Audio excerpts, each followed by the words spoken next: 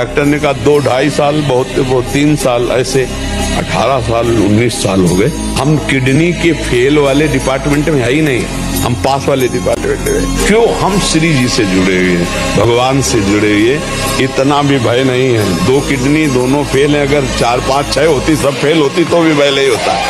ये ब्रह्मचर्य वो चीज नहीं कि स्वाभाविक नष्ट होती है, जिनको ये है कि होती है, फिर 8 दिन में आपने नष्ट किया है और अब आप रोकना चाहते हैं तो वर्षों आप नहीं रोक सकते। अगर आप छेड़ेंगे नहीं तो धीरे धीरे अंतराय बनता चला जाएगा, एक दिन आप ब्रह्मचारी हो जाएंगे। ब्रह्मचर्य रह जाता है, शरीर भले रोग से ग्रसित हो तो विचार शक्ति इतनी बलवान होती है कि शरीर शक्ति के हीन होने पर भी वो प्रसन्न रहता है।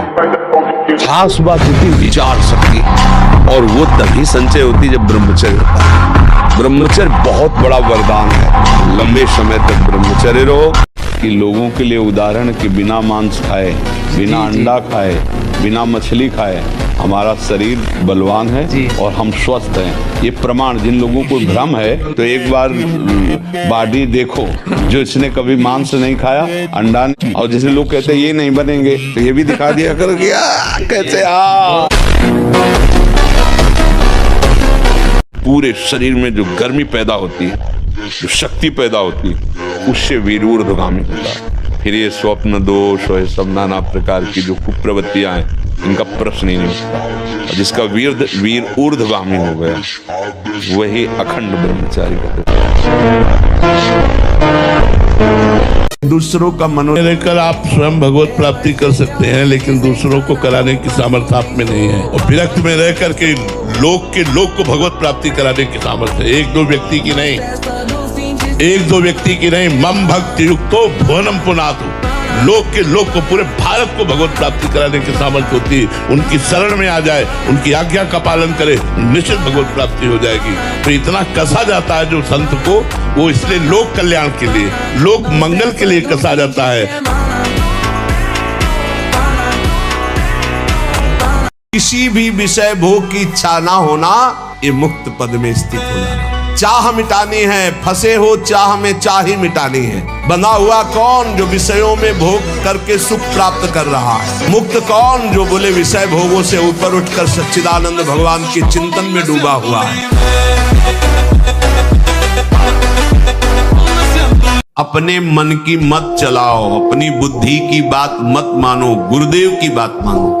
क्यों? क्योंकि गुरुदेव तो जीवत्व से हटाकर भव सिंधु से पार करके प्रेम सिंधु में डुबोने की चेष्टा कर रहे हैं, और हम अपनी बुद्धि लगाएंगे तो फिसल करके माया के ऐसे गड्ढे में पहुंच जाएंगे जहां से निकलना कठिन है। गुरुदेव क्या करते हैं? अपने बंदे की दृष्टि को घुमा देते हैं। कैसे घुमा देते हैं? हमारा कोई नहीं है, ये संसार स्वप्नवत है, बिल्कुल असंग, बिल्कुल असंग। ये प्रलोभन इंद्रियों के भोगों का बिल्कुल मिथ्या है। एकदम सावधान, अंतर्दृष्टि में आ, बाहर दृष्टि बंद कर। और जब कहीं गिरो जैसे, तो वहां गिरे मत पड़े रहो, तुरंत खड़े हो रहे, कुछ नहीं बिगड़ा। इस बार फिसल गए, वैसे दौड़ लगाएंगे कि निकल जाएंगे, फिर गिर गए, फिर कुछ नहीं। 1000 बार गिरेंगे तो भी कदम प्रभु की तरफ ही बढ़ेंगे। और मन क्या कहेगा? अब तो तुम चलने लायक ही नहीं, हमारे में लगो, कभी इसकी बातें मत मानना। भगवान नाम जापक को किसी की सामर्थ्य नहीं परास्त कर सके। मेरे प्रीतम की इच्छा है कि हाथ पैर टूट के तू राधा राधा कमरे में बोल, तो ये बात मान सकते हैं, लेकिन कोई देवता, कोई प्रारब्ध, कोई ग्रह, कोई नक्षत्र मुझे परास्त कर दे, ऐसा कोई त्रिभुवन में नहीं।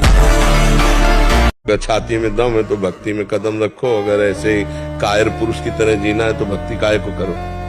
ऐसे नहीं दिया जाता भगवान की भक्ति के लिए, ऐसे नहीं। पीछे पीछे हरि डोलता है अपने नाम जापकों के।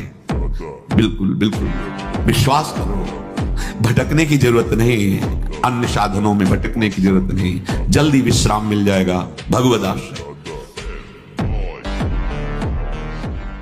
भगवान नाम जापक को किसी की सामर्थ्य नहीं परास्त कर सके। मेरे प्रीतम की इच्छा है कि हाथ पैर टूट के तू राधा राधा कमरे में बोल, तो ये बात मान सकते हैं, लेकिन कोई देवता, कोई प्रारब्ध, कोई ग्रह, कोई नक्षत्र मुझे परास्त कर दे, ऐसा कोई त्रिभुवन में नहीं।